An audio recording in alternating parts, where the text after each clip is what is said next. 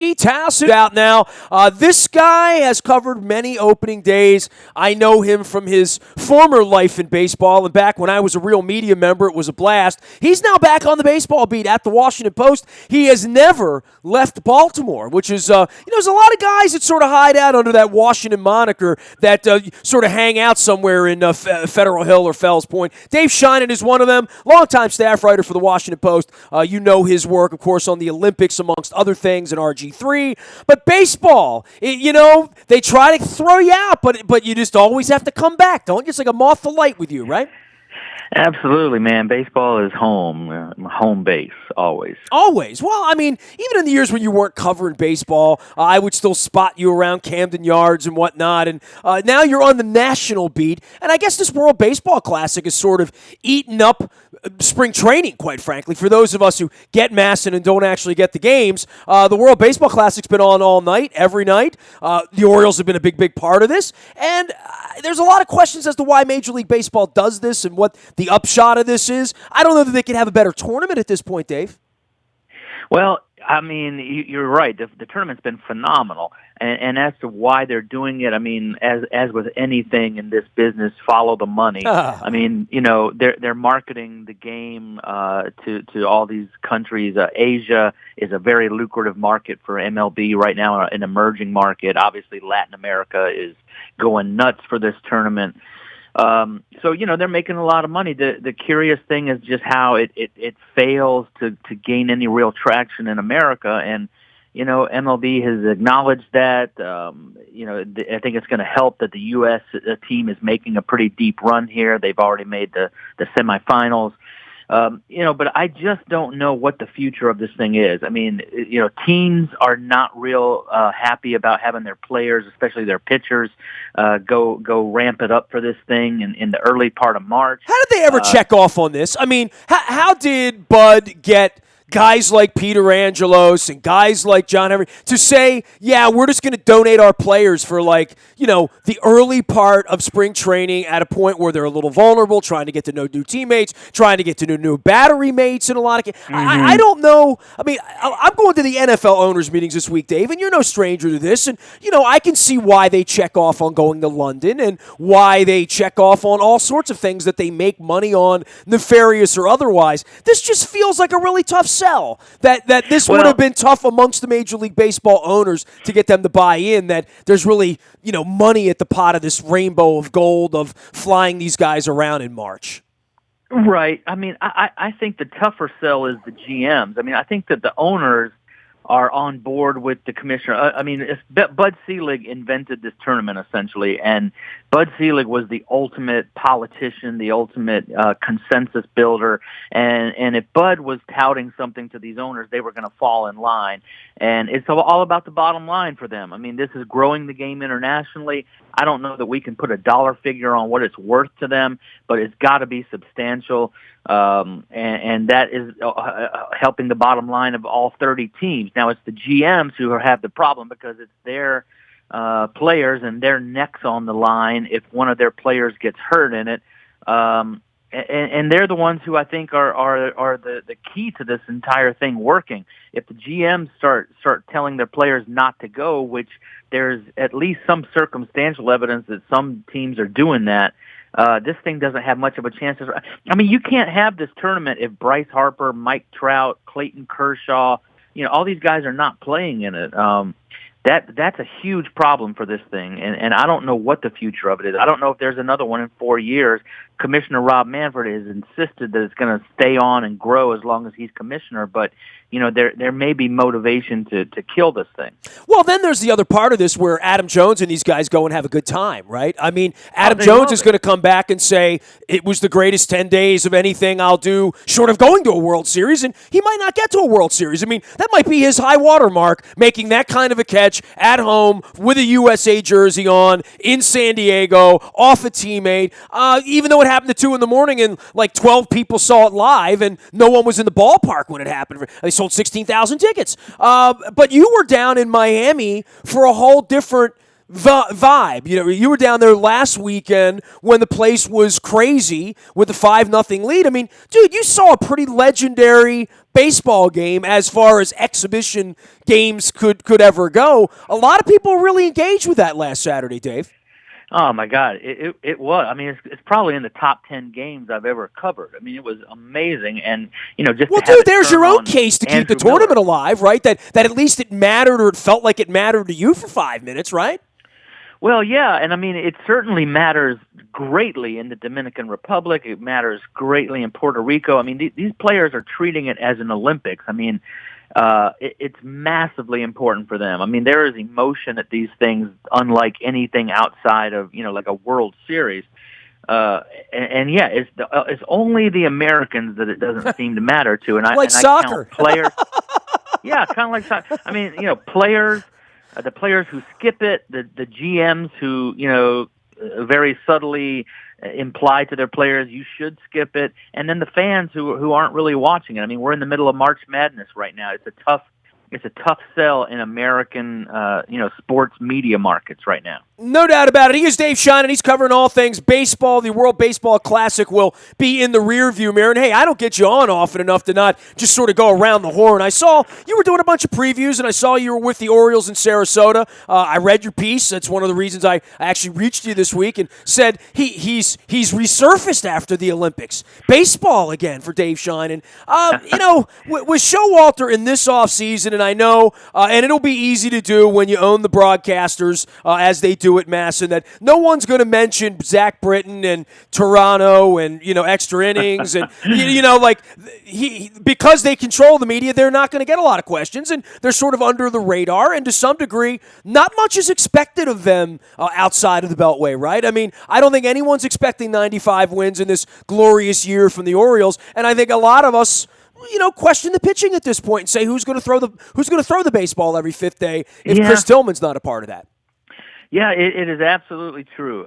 But yet, the point of the story I wrote is that this stuff gets said every year, and the supposedly smartest people in the room who make the projections pretty much uniformly project the Orioles somewhere in the 70s for a win total, and yet 3 of the last 5 years they make the playoffs, and the other 2, one was a 500 year and one was slightly above 500. They, for some reason, everybody underestimates or underprojects what the Orioles are going to do year to year, and every year they outperform it. And I was trying to explore in that story why that is or how they do it, and I'm not sure that there's a really satisfactory answer other than the fact that their bullpen has always been exceptional.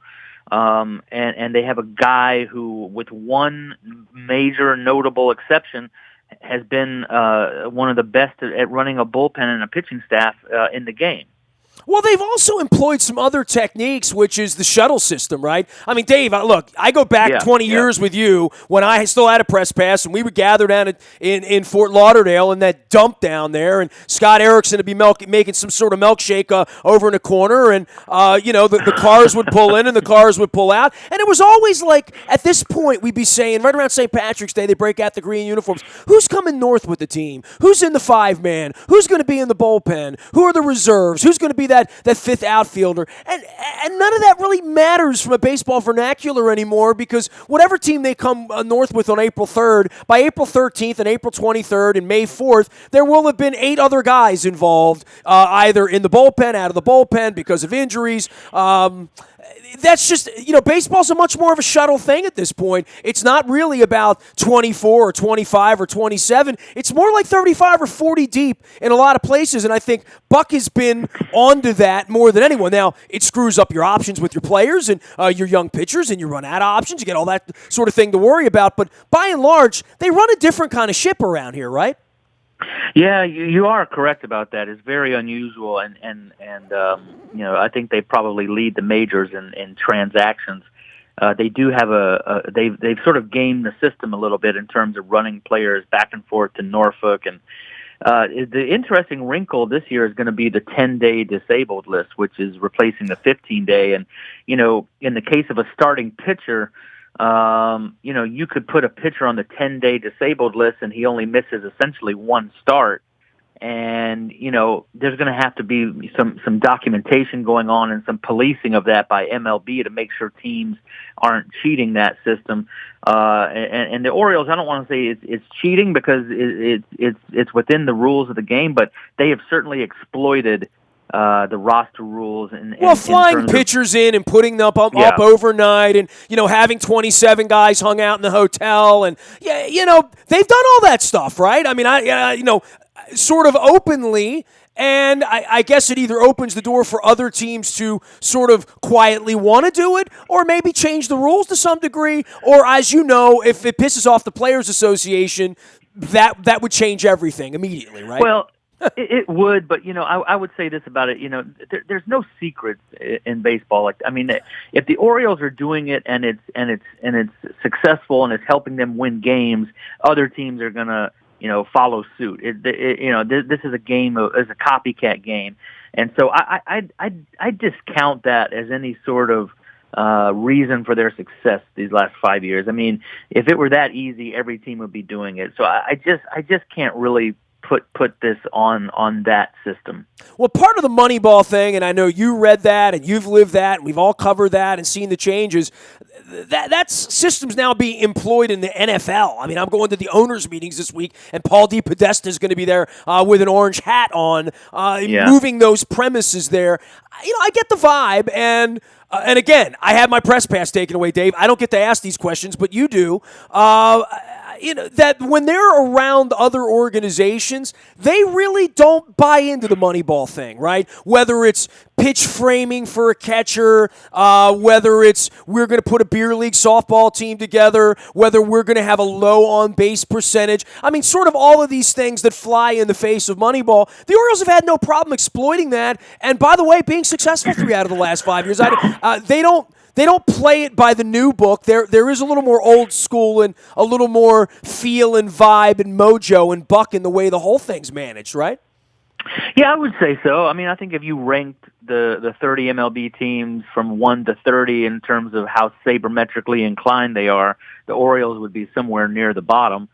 They do have a very old school type of game, and 3-run homers and pitching and defense, and they've had a great bullpen this entire run. But yeah, their on base percentage is not good. In fact, when I say 3-run homers, they don't get enough guys on base ahead of the hitters, the sluggers, to hit a lot of 3-run homers. Dude, one thing I can tell you, we're 2 weeks out on opening day. This team's not going to get on base, right? This team's not going to draw walks. This team's not going to steal bases. There's a lot of things that Buck comes onto the fairway without all the clubs in the bag, like literally, right? And that's not to mention the pitching. So it is hard to be bullish on them, but then you see the track record and you're like, he does it with bubble gum and paper clips, and they sort of figure out a way to be competitive in August, right? Yeah, I think that's true, and I do think that there's potential for the on-base to improve somewhat this season because Castillo at catcher is a better on-base guy than Wieters. If Joey Rickert's healthy and playing, he could both get on base and steal bases. Pedro Alvarez can get on base as well. He's certainly not going to steal you any bases. Well, Kim's an interesting guy too, right? I mean, very interesting guy. Yeah, it's a great pickup. I mean, if he can play you, any sort of representative defense in the outfield, and I'm not saying he's going to be above average in any way, but if he just doesn't kill you out there, and you can stash him out there against right-handed pitching, and then pull him for a defensive replacement in the late innings, but he gives you 3 or 4 at bats, I mean, he's going to hit you 20 homers this season. Anytime I hear James and Andrews together with a pitcher or, in that family, you need to be concerned. Where are you on Tillman? And I've talked to lots of people about this over the last couple of weeks as we get up on opening day, although it does feel like fewer people talk Orioles baseball in March, and certainly Masson doesn't put the games on. I know you cover baseball. You live in an alleged baseball city, but I don't think anybody around here has orange fever right now. 2 weeks out, I don't know. I mean, at least I'm not feeling it. And the feeling about Tillman, was, he was going to make 30 starts, 32 starts. He might make 0 starts at this point. I don't know where they're picking those starts up. And all of a sudden, the light is brighter now on Gausman, on Bundy, because they can't be might be's. They have to be is's. I mean, I talked to John Eisenberg last week. I said, well, how many wins do you have penciled in? And he said, well, Gausman 16, Bundy 13. And I'm like, well, they have to do that now. They have to be 16 and 13 game winners for this team to have any chance of being competitive and being north of 85 or 90 victories. Those guys have to be stout, big league, get the ball every 5 days, and really give you a chance to win guys, because I don't know where the rest of this is coming from, because the rest of it's a box of chocolates to me. Oh, it absolutely is. I mean, I do think there's a very good chance the Orioles are going to pick up a starting pitcher somewhere out there before opening day. I just can't imagine. I think if there's one more setback for Tillman, and now we're not looking at, late April, but we're looking at undefined for him to pitch, I think, you have to go out there and get somebody, even if it's just a scrub, a replacement level guy. They've already got one of those. They have Wade Miley. Well, they have a couple of those, don't they? I mean, is Ubaldo and any? He pitched well at the end of last season, but what are you expecting on? I got a beer in Fells Point that says he's not in the rotation on Memorial Day. You want to take that bet, or do you not? No, because you don't want to buy me a beer. Yeah, they do have a problem there. They don't have a lot of depth. I think that they need one more pitcher, and I think they know that. And I think that they are maybe waiting out this market. Dan Duquette, of course, is the king of waiting out the market and getting a bargain at the last minute. I would venture to guess you're going to see one more starting pitcher either signed or traded for before opening day. He is predictive. He is back covering baseball, his first love. He is Dave Sheinin of the Washington Post, one of our Lifer pals around here. You can follow his journey out at the Washington Post or on Twitter at Dave Sheinin. That's Sheinin. And he is here in Baltimore. Does that mean you'll be doing more Camden Yards than you do Nats games? I mean, I think traditionally you've spent a whole lot more time at the ballpark here than there just because you live here, right? Yeah, I think that, the way that the schedule is staggered, one team is generally home, the other team's generally on the road. So, whichever team is home, I'm going to be looking to be hanging out there to avoid, having to travel. It's probably going to be closer to a 50-50 split, but that's just the way the schedule lays out. How are you feeling about the Nats? You got an attitude here this year? I don't, man. I don't have a great feeling about them right now, and that's for two reasons. Number one, I saw the Mets earlier a couple of weeks ago for a couple of days, and man, they look phenomenal. Other than Matt Harvey, all the pitching has just been, terrific, and I think Harvey is going to come along a little more slowly, but Cespedes looks amazing. I think that they're a really, really good team. And the Nats, I just can't get past this notion that they're going to let the ninth inning kind of go to either a committee or a very unproven closer, somebody like Sean Kelly. I find it hard to believe and almost without precedent that a team that good and with such expectations is leaving their ninth inning so unfinished at this point going into opening day. That really bothers me. Are you a guy that's going to jump on this Masson bandwagon when this thing happens? Because, this thing's going to go down in a big, big way, and I know the learners are counting on getting a nice chunk, an honorarium for Mr. Angelos at the end of all this. Angelos is trying to hold on to as much money as he can, but there really is a huge swing here when you're talking about $300 to $400 million of disputed money now. It starts to become like, and especially on this side, if he lives long enough, the old man here would use it as an excuse to not sign Machado, because that's the way he thinks. But down in D.C., the whole Bryce Harper thing is sitting there. Dusty's banging around, and the window's there for them. Much like, the window for the Orioles is as good as it's going to get right now with Davis and Jones under contract and Scope cheap and Machado still here and relatively cheap. That for both of these teams, 5 years from now might not look like now, and if it does, It's going to take a lot of that Masson money that is, quite frankly, starting to evaporate, much like ESPN's money and, this cable thing where they've had this hall pass for 2 decades to just sort of steal money from people. That's going away to some degree to right-size their boats. But how much money they spend, how much money they make, this is – everybody here's talking about Machado already, right? And in D.C., the Bryce Harper thing, if he disappears from there and they never win a championship – I wonder 5 years from now what baseball looks like around here, financially and on the field, and whether they're going to keep these guys and build statues or whether they're going to let them go play for the Yankees. Well, they're great questions, and I think both teams right now have the same sort of championship windows, which is 2 years, because Machado, Zach Britton, Adam Jones are all up after the end of 2018, and it's the same with Bryce Harper with the Nationals.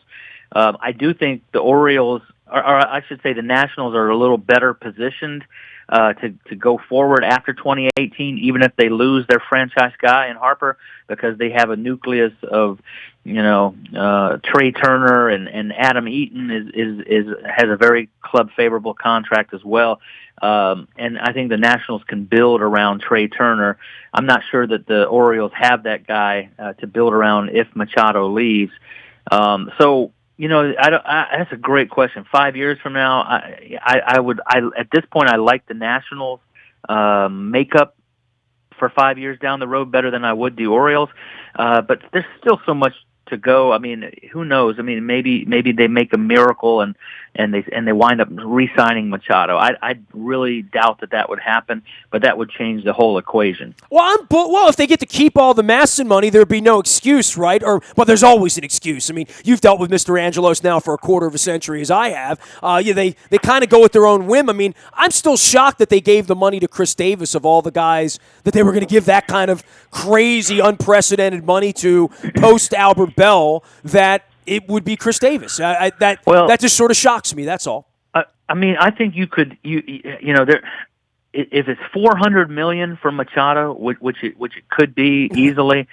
I think there's a legitimate argument to be made for not re-signing him at that price in a market like this. There's a very poor track record out there in baseball for giving one player about a quarter of your payroll. And if you're going to have $160 million payrolls here and he's going to be making 40 of it, that is traditionally and historically not a winning formula. So, I don't know. It's easy to say when it's not our money, but if for $400 million, an unprecedented level for a player, I'd have a hard time pulling the trigger on that, no matter what owner you're talking about. I don't think the Phillies or the Yankees will, though, right? He's going to get that money. Yeah, he's going to get it. And you just named the two teams that I think are front and center. The Yankees will be able to take their pick of anybody of that class who comes out in 2018. And it could be Clayton Kershaw as well, because he has an opt-out in L.A. after 2018. The Yankees can make their pick and take one, if not two of those guys. And at this point, I don't know that you would – I would probably put Machado ahead of Harper at this point, given what they did last season. Now, that could change in 2 years. The Phillies obviously are run by Andy McPhail and Matt Klentak, who signed and drafted Machado. So there's going to be a lot of incentive in Philadelphia to get Machado. The money is going to be there for that guy. He is Dave Shine, and he will be covering baseball, and I'm looking forward to following you following baseball. You off the Olympic beat for a little bit here? The Olympics are just a mess, right? From every angle at this point, right? Yeah, it is kind of. There's going to be a very interesting choice to be made for 2024 between Paris and LA. The IOC may hedge it by awarding them both Olympics in 2024 and 2028. But you're winding up with a situation where the 2022 Winter Games are going to be back in Beijing 14 years after they held Summer Games. And that's because all these great European cities pulled out because they saw what had happened in Sochi and Rio and Athens. Athens, no one wants to host an Olympics anymore because it can be devastating to your local economy, and it's not the economic boon. Well, there's an argument that Athens sort of brought down the whole Greek economy, right? Well, yeah, absolutely, and I mean, I think we're starting to see evidence of that in Rio as well, and it's very disconcerting. And if you're a city, even one like LA, that has the infrastructure already in place and all the stadiums, you have to be asking yourself, do we really want this thing? We want to shut our city down for 6 weeks, right? And prepare for 5 years and spend hundreds of millions of dollars and deal with security issues and just all of it. I mean, LA doesn't need that. They have a beach there, Dave. That's right, yeah. I mean, LA's pretty good as it is, right? Yeah, I mean, screw LA up. Hey, man, it's great having you on. It's great to have you back on the baseball beat. I'm following you out on Twitter and catching your eye down in Sarasota. You did some cactus a couple of weeks ago. I'm doing some cactus baseball next week. Is there anything better than sitting at like Camelback Ranch or you talk about new stadia and all that stuff? Spring training in Arizona, like if you haven't done it, I feel sorry for a baseball fan, specifically an Orioles fan who's endured this here for a quarter of a century, that if you haven't been to spring training in Arizona, I feel like you're missing out. No question, man. Arizona is the place for spring baseball. It's night and day. I mean, and a lot of it is just logistics and it's sports writer, comfort. I mean, you got every team within about a 45-minute drive of you in Arizona. And in Florida, obviously, you could be 4 or 5 hours from one team to the next, and it's a different mindset. So, yeah, Arizona rules. I wish all of spring training were there. I don't like cactus or alligators, but I do prefer. It's a dry heat out there, Dave. It'll be in the 80s, so it'll be lovely. Have you been to the new Cubs Park, Sloan, or whatever that I have. I'm going on Sunday. Should I be excited or not? You should. It's beautiful. It's well laid out. It's in a good location in Mesa where there's lots to do. There's a couple of hotels right there. I recommend the Sheraton there at Wrigleyville. You'll really dig it. Yeah, well, I'm going to get some deep dish, and I'm going to work on some Tex-Mex food, and I'm probably going to gain some weight in Phoenix next week as I cover the NFL owners meeting. Dave, rest up, man. We got a long baseball season. It's great having you on, as always, man. All right, buddy. And I'm envious that you were at that Dominican-U.S. game, except that it was in that dump in Miami. I don't like that stadium at all. That's not a good place to watch baseball, is it? Really? It's a carnival, dude. Really. It is a carnival. I love everything but the carnival thing. Like I love the structure of it. I love the columns in left field that look out over the city skyline. But yeah, the carnival elements I could do without. But that's baseball in today's day and age. It has a lovely pool. Trust me on that, Dave. Right. There were pictures taken. It's a Clevelander, man. I'll take your word for it. Yeah, there were buckets of beer. It was on the tour. We don't talk about that. See you later, man. Rest up. We'll see you soon.